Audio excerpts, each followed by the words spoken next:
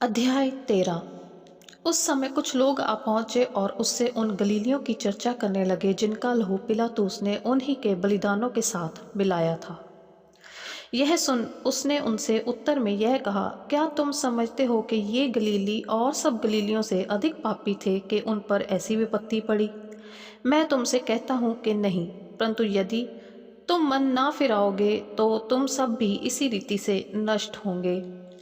या क्या तुम समझते हो कि वे 18 जन जिन पर शीलो का गुम्मट गिरा और वे दबकर मर गए, यरूशलेम के और सब रहने वालों से अधिक अपराधी थे?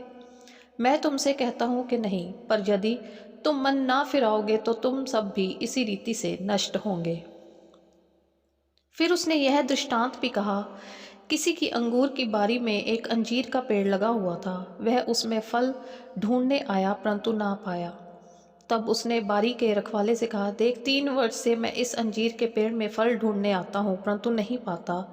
इसे काट डाल के यह भूमि को भी क्यों रोके रहे? उसने उसको उत्तर दिया, हे स्वामी, इसे इस वर्ष और रहने दे कि मैं इसके चारों ओर खोद कर खाद डालूं। यदि आगे को फले तो भला, नहीं तो उसे काट डालना। सब्त के दिन वह एक आराधनालय में उपदेश कर रहा था। वहाँ एक स्त्री थी जिसे 18 वर्ष से एक दुर्बल करने वाली दुष्ट आत्मा लगी थी और वह कुबड़ी हो गई थी और किसी रीति से सीधी नहीं हो सकती थी। यीशु ने उसे देखकर बुलाया और कहा, हे नारी, तू अपनी दुर्बलता से छूट गई। तब उसने उस पर हाथ रखे और वह तुरंत सीधी हो गई और परमेश्वर की बढ़ाई करने लगी, इसलिए कि यीशु ने सब्त के दिन उसे अच्छा किया था। आराधनालय का सरदार रिसियाकर लोगों से कहने लगा, 6 दिन हैं जिनमें काम करना चाहिए, अतः उन ही दिनों में आकर चंगे हों, परंतु सब्त के दिन में नहीं। यह सुनकर प्रभु ने उत्तर दिया, हे कपटियों, क्या सब्त के दिन तुम में से हर एक अपने बैल या गधे को थान से खोलकर पानी पिलाने को नहीं ले जाता? तो क्या उचित ना था कि यह स्त्री जो अब्राहम की बेटी है, जिसे शैतान ने 18 वर्ष से बांध रखा था, सब्त के दिन इस बंधन से छुड़ाई जाती?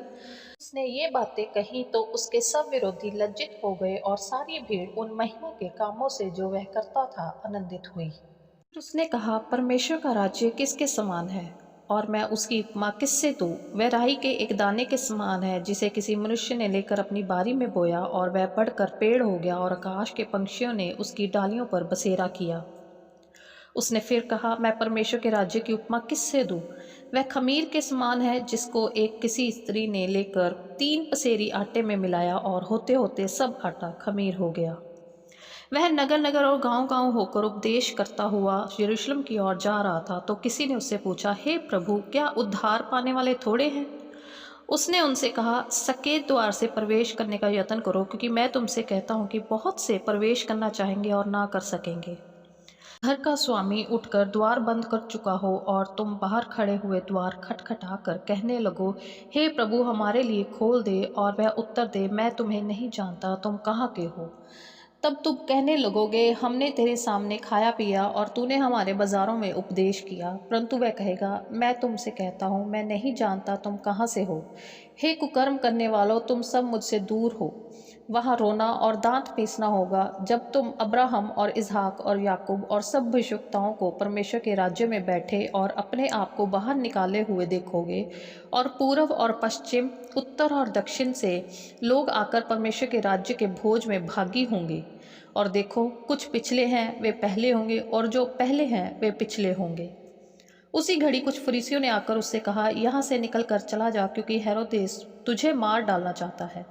उसने उनसे कहा, जाकर उस लोमड़ी से कह दो कि देख, मैं आज और कल दुष्ट आत्माओं को निकालता और बीमारियों को चंगा करता और तीसरे दिन अपने कार्य पूरा करूँगा। तो भी मुझे आज और कल और परसों चलना अवश्य है, क्योंकि हो नहीं सकता कि कोई भविष्यवक्ता यरूशलेम के बाहर मारा जाए।